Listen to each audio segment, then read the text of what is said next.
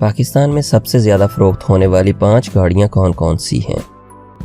साल 2020 के डेटा के मुताबिक पाकिस्तान में सबसे ज़्यादा फरोख्त होने वाली गाड़ियों में 5वां नंबर होंडा कंपनी की 2 गाड़ियों का है, जिसमें पहली होंडा सिविक जबकि दूसरी होंडा सिटी सीडान है। जबकि सुजुकी की 1000 सीसी हैचबैक कल्टस 2020 में मार्केट शेयर्स के हवाले से 4th नंबर पर रही।